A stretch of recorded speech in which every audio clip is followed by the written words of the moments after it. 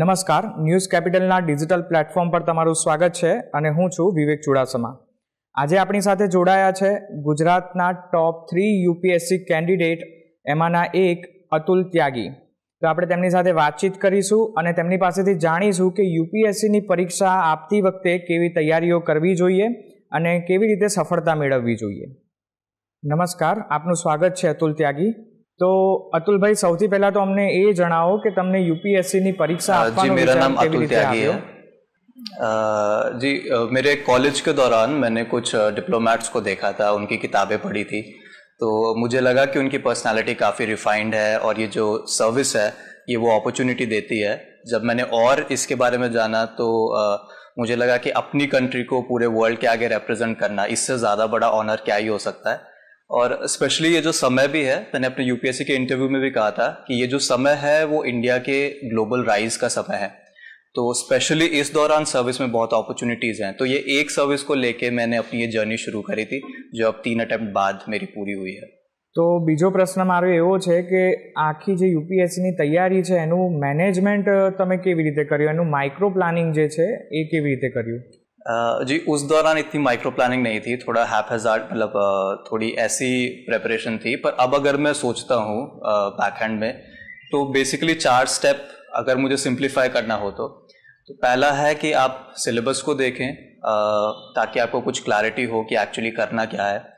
Second step is to look at previous year question paper, जो पिछले साल क्या सवाल पूछे गए थे, क्योंकि कई बार लोगों को लगता है कि कुछ भी अंडर द सन, मतलब कुछ भी पूछ रहे हैं इस एग्ज़ाम में तो आपको दिक्कत होगी. तो प्रीवियस ईयर क्वेश्चन पेपर्स देखें ताकि आप सिलेबस को कुछ शेप कर सके.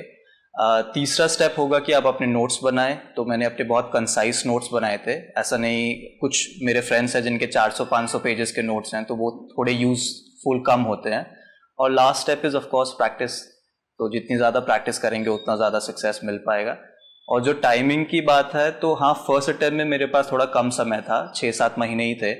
तब मैंने वो जो हम सुनते हैं 10-12 घंटे पढ़ाई करना, तब मुझे करनी पड़ी थी. पर ज़रूरी नहीं है, अगर आपके पास टाइम है, जैसे कि सेकेंड अटेम्प्ट मेरा था, तब मैं ऑन एन एवरेज 4-5 घंटे ही दिन में पढ़ता था.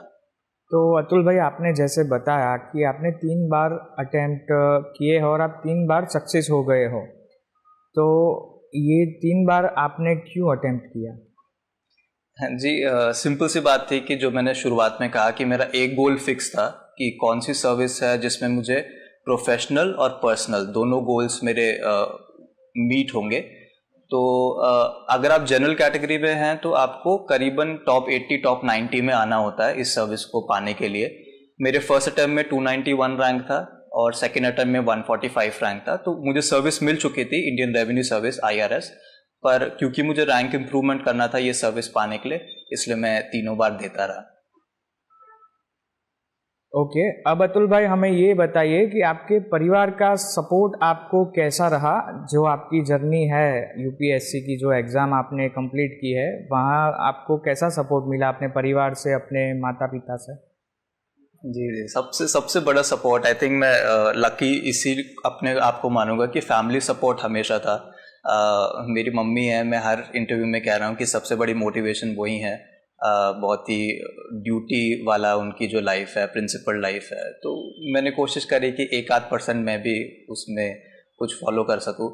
पापा का सपोर्ट रहा है, गाइडेंस रहा है, दीदी का सपोर्ट रहा है, एंड इवन जो फ्रेंड्स हैं, खास करके मेरे जो सर्विस के दोस्त हैं, एक बार आप सर्विस में आ जाते हैं तो आपके कई सारे दोस्त और सिविल सर्वेंट दोस्त बन जाते हैं. तो इन सब का सपोर्ट रहा. जो फाइनेंशियल इश्यूज थी, जो पैसों से रिलेटेड इशू है, वो भी कभी फेस नहीं करना पड़ा. तो हाँ, ये काफ़ी फॉर्चुनेट बात है कि मुझे दिक्कतें उतनी नहीं हुई, क्योंकि फैमिली का सपोर्ट, फ्रेंड्स का सपोर्ट काफ़ी अच्छा रहा था शुरू से ही. जी अतुल भाई, अब हम बात करते हैं कि यूपीएससी की जो एग्ज़ाम है उसके दौरान कई सारी दिक्कतें आती है, सेक्रीफाइस करना पड़ता है, तो आपके किस्से में कुछ ऐसा हुआ है? ऑनेस्टली अगेन मैं वही कहूँगा कि सैक्रिफाइस मुझे उतना लगा नहीं, क्योंकि सारी जो सिचुएशंस थी काफ़ी अच्छी थी मेरे लिए. तो ऐसी कोई बहुत ज़्यादा दिक्कत नहीं थी. और जो पढ़ने वाला एलिमेंट था वो मेरे लिए काफ़ी, मतलब मुझे एक्चुअली उसी में ज़्यादा मज़ा आता था. तो ऐसा मुझे लगता नहीं था कि मैं बाहर जाऊँ या घूमूँ फिरूँ. वो भी हो रहा था क्योंकि फर्स्ट अटेम्प्ट में मेरा निकल गया था, तो मेरे पास एक जॉब सिक्योरिटी भी थी. तो आई थिंक अगर आप प्रोसेस को एंजॉय करने लग जाएं, क्योंकि यूपीएससी का सिलेबस ऐसा है कि बहुत डाइवर्स है, तो मुझे कभी बोरियत नहीं हुई कि एग्जाम्पल है कि आप हिस्ट्री पढ़ लीजिए, हिस्ट्री में बोर हो रहे हैं तो पॉलिटी पढ़ लीजिए, पॉलिटी में बोर हो रहे हैं तो इकोनॉमी पढ़ लीजिए। तो जो सिलेबस है वो कभी ख़त्म नहीं होता है और जानने के लिए बहुत सारी चीज़ें हैं। तो आई वुड सजेस्ट कि कोशिश करें कि प्रोसेस को एंजॉय करें, वो पढ़ाई को एंजॉय करें, तो वो सैक्रिफाइस टाइप नहीं लगेगा most probably.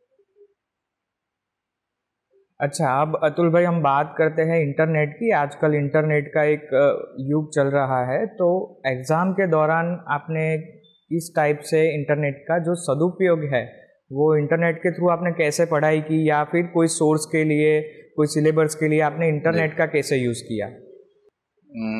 Right, I mean हाँ, वेरी इम्पोर्टेंट पॉइंट, क्योंकि मैं दिल्ली भी गया था फिज़िकली, और वहाँ 3-4 महीने ही मैं टिक पाया, क्योंकि वहाँ रहना खाना बहुत दिक्कत है, और एकेडमी ऐसा नहीं है कि आपको फिज़िकली आप जाएंगे तो वो सब आपको स्पून फीड कर देंगी।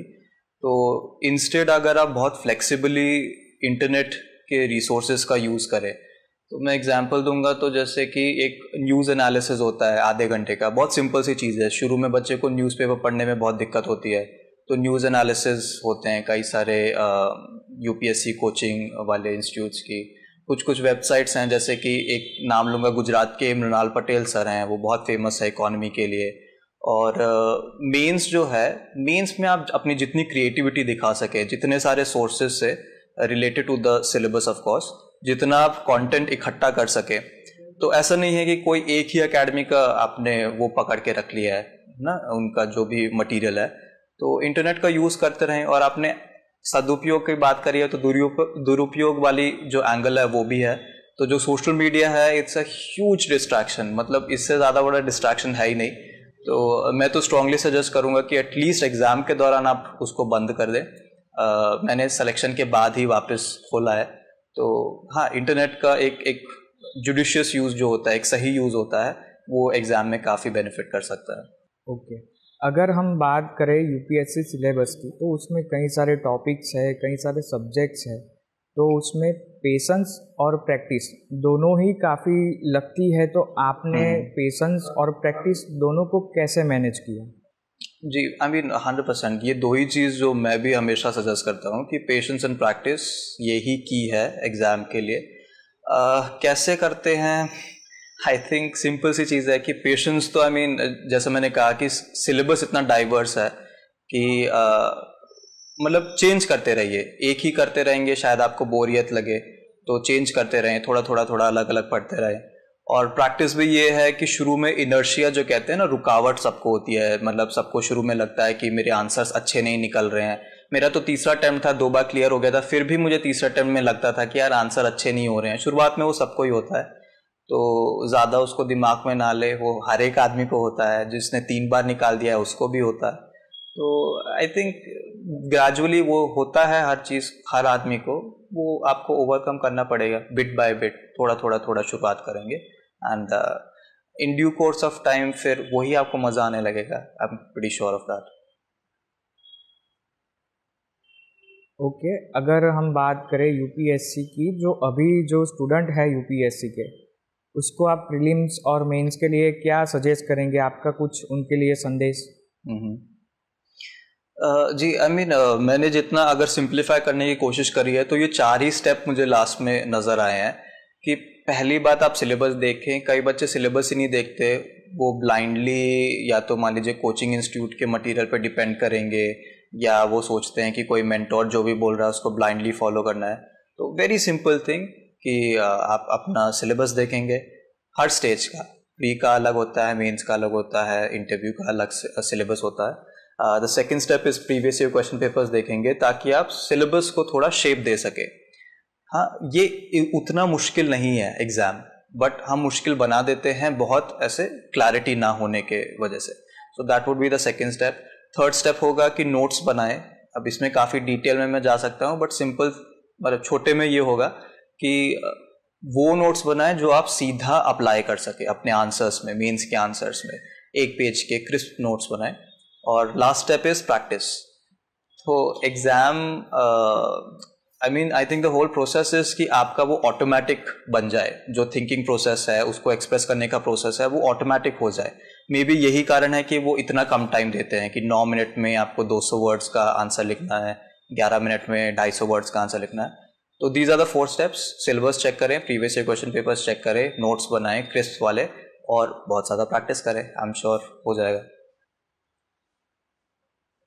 थैंक यू अतुल भाई, आप हमारे साथ जुड़े, हमारे दर्शकों को कई सारी टिप्स दी। विद्यार्थी मित्र जो है हमारे साथ, उनको भी अच्छा लगा। यूपीएससी की जो प्रैक्टिस है उसके लिए आपने जो टिप्स दी है वो भी काफ़ी सारी उनको मददगार रहेगी। Thank you very much once again. तो आ હતા ગુજરાતના ટોપ 3 કેન્ડિડેટમાંના એક અતુલ ત્યાગી, જેમણે આપણી સાથે વાત કરી, યુપીએસસીને લઈને વાત કરી, વિદ્યાર્થી મિત્રો માટે ઘણા બધા સલાહ અને સૂચનો આપ્યા છે। તો આની મદદથી વિદ્યાર્થી મિત્રો પ્રેક્ટિસ કરી શકે છે, તૈયારી કરી શકે છે અને સફળતાની ચાવી સુધી પહોંચી શકે છે।